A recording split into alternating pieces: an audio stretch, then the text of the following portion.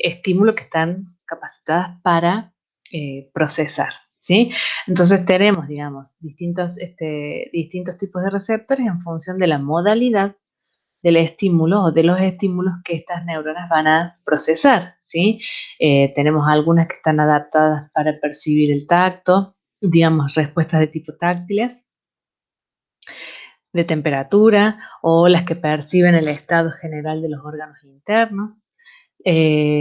Otros que, por ejemplo, como las células olfatorias, ¿sí? Que tienen determinadas características en función del tipo de estímulo que van a percibir. Las, digamos, células gustativas, ¿sí? Las de el sistema auditivo, o también las que controlan y regulan el equilibrio corporal, las células que están involucradas también en el sistema visual. Pero en definitiva, todas estas neuronas tienen una capacidad común, que es la de traducir la información desde lo que es el tipo de modalidad sensorial que las estimula, y traducir esa información a un impulso nervioso, que es el lenguaje a través del cual van a transmitir ese mensaje que tiene que llegar hacia el sistema nervioso central. En el sistema somatosensorial, que es, digamos, el que está distribuido a lo largo de todo lo que es la superficie corporal en la piel, tenemos distintos tipos de células sensoriales, y que estas células sensoriales van a tener, digamos, algunas características particulares en cuanto a la ubicación. Tenemos algunos, como por ejemplo los corpúsculos de Meissner, que están ubicados más bien hacia en las áreas más externas, más próximas a lo que es esta superficie, digamos, exterior, que es la epidermis. Otros que están como ubicados más en regiones más profundas de la dermis, como los corpúsculos de Pacini. Hay otros que, por ejemplo, se denominan terminaciones libres, porque ustedes ven que tanto Meissner como Pacini, Ruffini, Merkel son células que están, digamos, que tienen una especie de cápsula, ¿sí? Están rodeadas por cubiertas membranosas. No es el caso, por ejemplo, de las terminaciones nerviosas libres, ¿sí? Las cuales están especializadas, por ejemplo, para percibir los estímulos dolorosos, los estímulos de tipo, digamos, térmicos, que son altas temperaturas, por ejemplo, que pueden ocasionar dolor, y de alguna manera es necesario que este procesamiento sea bastante rápido para poder desencadenar una respuesta rápida, ¿sí? Entonces el tipo de conducción que tienen estas terminaciones nerviosas libres es mucho más rápido que el tipo de conducción que realizan estas células que tienen esta especie de cápsulas, ¿sí? O esta envoltura membranosa. Otra característica que podemos ver en los distintos tipos de receptores en el sistema somatosensorial es la capacidad de adaptarse a los estímulos a los que están expuestos. Hay algunos de estas células que se denomina que son de adaptación rápida. ¿Mm? ¿Por qué? Porque tienen, digamos, mientras dura el estímulo, tienen una tasa de respuesta, ¿sí? hacia el inicio y hacia el final del estímulo, ¿sí? Pero rápidamente, ¿sí? Responden y rápidamente se adaptan, por más que el estímulo siga presente. Hay otro tipo de estos receptores que tienen una adaptación de tipo lenta, es decir, que siguen, ¿sí? Sensando y siguen disparando, ¿sí? Estos potenciales de receptor mientras dura el estímulo. Entonces hay una combinación en cuanto a estos tipos de células y cómo están sensando, y eso da una información clara en cuanto a las características del estímulo que está, digamos, impactando en ese momento, en esa región del tejido tegumentario. A su vez, la información de toda una serie de este tipo de receptores son los que van a conformar, por ejemplo, un nervio, ¿sí? Un conjunto de axones o de vías nerviosas que van a transmitir o van a transportar la información.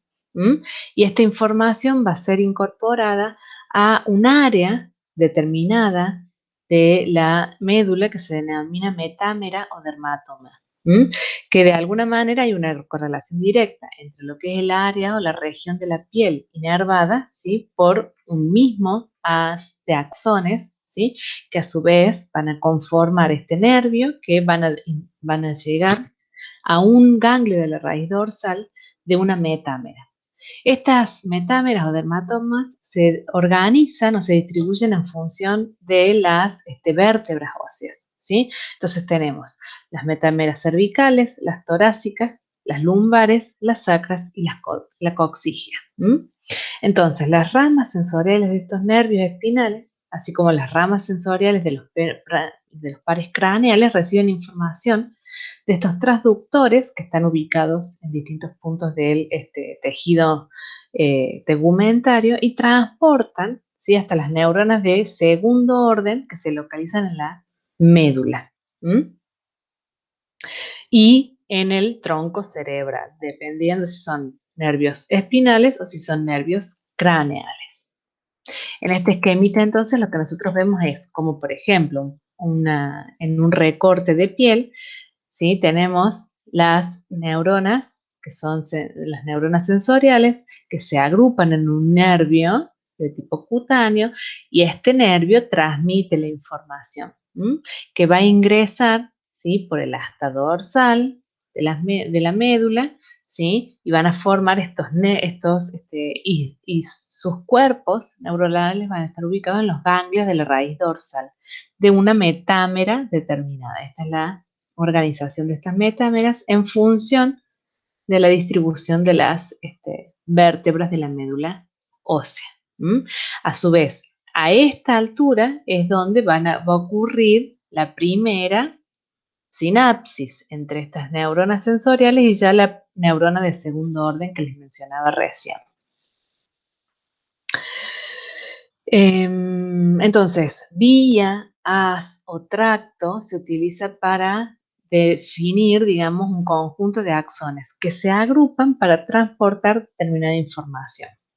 Existen vías específicas para la conducción de información táctil, fina o discriminativa, otras para el tacto grueso o protopático, otras para la información termoalgésica, es decir, la percepción de cambios en la temperatura que pueden generar dolor, y la sensibilidad profunda de los músculos o tendones, ¿sí? Estos tractos llevan información y ascienden por regiones bien definidas, ¿sí? Bien organizadas a lo largo de la médula, y la información viaja hasta la corteza somatosensorial primaria, que es la que se encarga de receptar toda la información sensorial de este tipo. Pero antes de llegar a la corteza, atraviesan por el tálamo, ¿sí? Que es un órgano de relevo, que ya lo vamos a ver con mayor detalle, y a su vez también una característica de este sistema sensorial es que antes de llegar al tálamo ocurre un cruzamiento de la información, es decir, que la información proveniente de todo lo que es el hemicuerpo derecho hace un cruce a nivel de la médula y es procesado a nivel superior por la corteza somatosensorial del lado contralateral. En este caso sería el lado izquierdo. El tacto, perdón, de tipo propioceptivo, el que es inconsciente, es conducido hasta el cerebelo por unos haces de nervios que son los denominados haces espinocerebelosos y no llegan hasta el tálamo. Entonces, este diagramita, de alguna manera, lo que empezamos a ver es cómo, ¿sí? Esta organización de la conducción, desde lo que es, digamos, el receptor somatosensorial, por ejemplo, en la yema de uno de los dedos, cómo ingresa por el asta dorsal de la médula, este es el ganglio, ¿sí? Dorsal, y acá pueden ocurrir dos aspectos. Uno, ¿sí? Que se dé una, digamos, que esta vía ascienda, ¿sí? Por la médula espinal hasta la altura de lo que se denomina el lemnisco medio, y es acá donde se da la primera sinapsis esta segunda neurona sería la neurona de segundo orden, pero ya vemos que esta